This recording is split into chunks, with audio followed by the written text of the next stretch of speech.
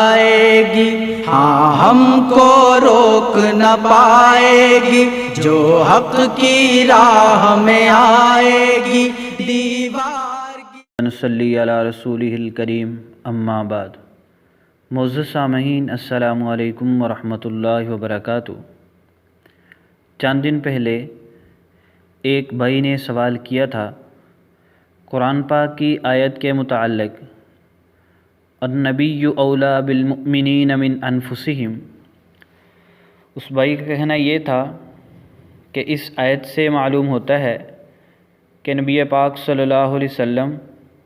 مومنوں کی جانوں سے بھی زیادہ ان کے قریب ہیں۔ کیا اس آیت سے حاضر ناظر کا مسئلہ ثابت ہوتا ہے؟ جیسا کہ ہم وَنَحْنُ أَقْرَبُ إِلَيْهِ مِنْ حَبْلِ الْوَرِيدِ سے اللہ جل شانہ کا حاضر ناظر ہونا ثابت کرتے ہیں، اور اس کا سوال یہ تھا کہ پھر اس آیت مبارکہ کی صحیح تفسیر کیا ہے، اس کا پس منظر کیا ہے، اس کا شان نزول کیا ہے۔ تو ہم انشاءاللہ ابھی اس آیت مبارکہ کی تفسیر آپ کے سامنے بیان کریں گے۔ پہلی بات یہ ہے کہ اس بھائی نے پوچھا تھا اس کا شان نزول۔ میں نے جتنا مطالعہ کیا ہے اور میرے علم کے مطابق مجھے کوئی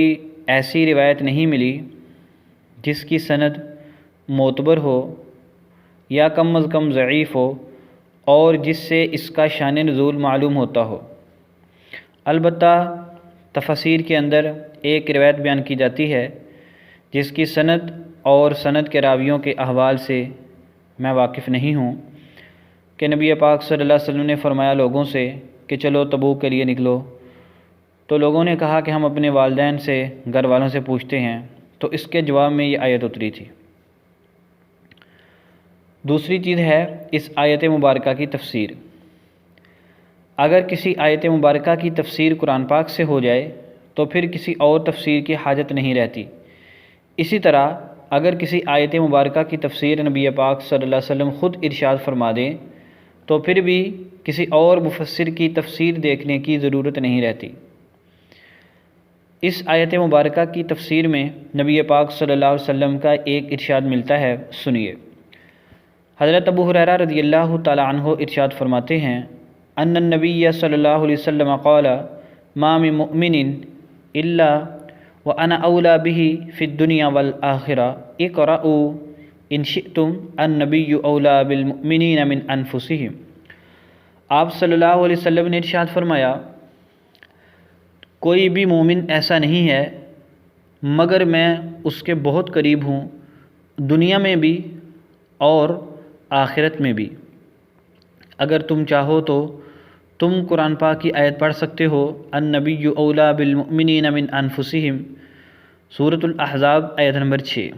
آگے نبی پاک صلی اللہ علیہ وسلم نے ارشاد فرمایا، فَأَيُّمَا مُؤْمِنٍ مَاتَ، کہ جو مومن بھی انتقال کر جائے اور چھوڑ جائے مال تو اس کے رشتہ دار اس کے بن جائیں گے وارث۔ لیکن اگر کوئی مومن انتقال کر جائے اور اس پر کچھ قرض ہو یا غریب عیالدار ہوں تو میرے پاس آئے، میں اس کا ذمہ دار ہوں گا۔ صحیح بخاری حدیث نمبر 2399۔ اس آیت مبارکہ سے واضح طور پر معلوم ہوا کہ یہاں پر اولا سے مراد کیا ہے، کہ میں مومنوں کے بہت قریب ہوں، دنیا میں بھی اور آخرت میں بھی۔ اور پھر آپ نے خود ہی اس کی تفسیر میں فرمایا کہ اگر کسی مومن کا انتقال ہو جائے اور وہ وراثت میں مال چھوڑ جائے تو اس کے رشتہ دار اس کے وارث بن جائیں گے، لیکن اگر کسی پر قرضہ ہو تو وہ میرے پاس آئے، میں اس کا قرض ادا کر دوں گا۔ یعنی اگر وہ میت، وہ مرنے والا شخص زندہ ہوتا تو جس طرح وہ خود اپنا قرض ادا کرتا، آپ نے فرمایا کہ میں مومنوں کی جانوں سے بھی زیادہ ان کے قریب ہوں، یعنی اب اس کے قرض کی ذمہ داری میری ہے، میں اس کا قرض ادا کروں گا۔ اگر وہ زندہ ہوتا تو اپنی بیوی کا، بچوں کا پیٹ پالتا، پرورش کرتا، ان کی ضروریات پوری کرتا، تو چونکہ اب وہ شخص انتقال کر چکا ہے تو اس ذمہ داری کو میں نبھاؤں گا، یعنی میں اس کے بچوں کی کفالت کروں گا۔ یہ اس آیت مبارکہ کی تفسیر ہے۔ نبی پاک صلی اللہ علیہ وسلم کی تفسیر کے بعد کسی اور تفسیر کی حاجت تو نہیں رہتی، لیکن اگر کسی آیت مبارکہ سے اور بھی مسائل مستنبط ہوتے ہوں، حکمتیں نکلتی ہوں، ان کو بیان کرنا بھی جائز ہے، بشرط یہ کہ وہ دین کی اور تشریحات سے نہ ٹکراتی ہوں۔ اس آیت مبارکہ کی اور تفسیریں بھی کی گئی ہیں اور وہ بھی بالکل صحیح ہیں، دوسرے دلائل سے ان کی تائید ہوتی ہے۔ ایک اس کی تفسیر کی گئی ہے النبی ارحم بالمؤمنین من انفسہم، تفسیر سمرقندی میں ہے کہ نبی پاک صلی اللہ علیہ وسلم مومنوں پر زیادہ رحم کرنے والے ہیں ان کی جانوں سے بھی زیادہ، یعنی کہ ہمارا نفس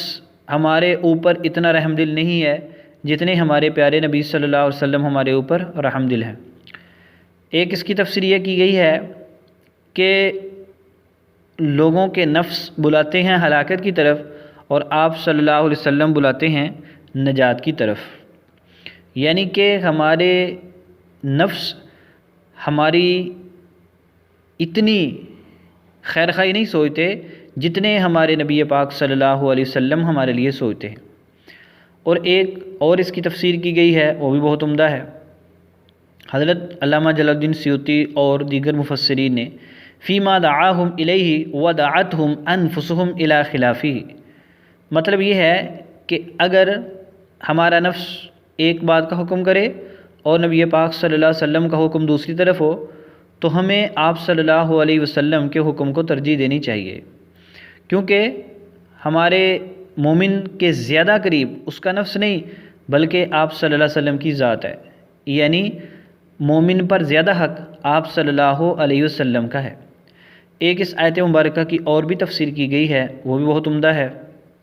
کہ مومنوں کو چاہیے کہ اپنی جانوں سے زیادہ نبی پاک صلی اللہ علیہ وسلم کو آگے رکھیں، یعنی کہ اپنی جان سے بھی زیادہ آپ صلی اللہ علیہ وسلم کو عزیز رکھیں۔ اگر آپ صلی اللہ علیہ وسلم کی عزت ناموس حرمت کے اوپر جان دینے کی بات بھی آ جائے تو پیچھے نہ ہٹیں، جان کی پرواہ نہ کریں، آپ صلی اللہ علیہ وسلم کے اوپر جان بھی دے دیں۔ بہرحال خلاصہ یہ ہے کہ اس آیت مبارکہ کی اور تفسیریں بھی کی گئی ہیں، لیکن ہمارے علم کے مطابق اس آیت کی یہ تفسیر نہیں کی گئی کہ اس سے مراد یہ ہے کہ نبی پاک صلی اللہ علیہ وسلم اپنی ذات کے ساتھ مومنوں کے پاس حاضر رہتے ہیں یا اس سے حاضر ناظر کا مسئلہ ثابت ہوتا ہے، ایسی کوئی تفسیر ہمارے سامنے سے نہیں گزری۔ اگر کوئی بندہ کسی معتبر مفسر کا کوئی حوالہ پیش کر دے تو ہم انشاءاللہ غور کر لیں گے، لیکن دوسری ایک اور بات بھی ہے کہ جو لوگ حاضر ناظر کا مسئلہ اٹھاتے ہیں وہ تو حضور پاک صلی اللہ علیہ وسلم کو ہر جگہ حاضر کہتے ہیں، صرف مومنوں کے پاس نہیں، کافروں کے پاس بھی، دوسری جگہوں پر بھی، اور اس آیت مبارکہ سے تو صرف مومنوں کی تخصیص معلوم ہوتی ہے۔ لہذا اس آیت مبارکہ کو لے کر یہ کہنا کہ نبی پاک صلی اللہ علیہ وسلم اپنی ذات کے اعتبار سے ہر مومن کے زیادہ قریب ہیں، یہ بات بالکل درست نہیں ہے، بلکہ اس آیت مبارکہ کا یہی مطلب ہے کہ آپ صلی اللہ علیہ وسلم کا ہمیں قرب حاصل ہے، تعلق حاصل ہے بہت زیادہ گہرا، اور وہ قرب ذاتی نہیں ہے بلکہ اس اعتبار سے تعلق ہے کہ ہمارا نفس ہماری اتنی خیر خواہی نہیں سوچتا جتنی ہمارے نبی صلی اللہ علیہ وسلم سوچتے ہیں، اور اگر ایک طرف ہمارے نفس کا حکم ہو دوسری طرف نبی پاک صلی اللہ علیہ وسلم کا حکم ہو تو ہمیں چاہیے کہ ہم آپ صلی اللہ علیہ وسلم کے حکم کو ترجیح دیں، اور ایک طرف ہماری جان جاتی ہو دوسری طرف نبی پاک صلی اللہ علیہ وسلم کی ناموس کی بات ہو، تمہیں اپنی جان کی پرواہ نہیں کرنی چاہیے، آپ صلی اللہ علیہ وسلم کی عزت ناموس کے اوپر اپنی جان کو قربان کر دینا چاہیے۔ یہ اس آیت مبارکہ کا مطلب، مفہوم و تفسیر ہے۔ اللہ جل شانہ ہمیں نبی پاک صلی اللہ علیہ وسلم سے سچی محبت و عقیدت نصیب فرمائے۔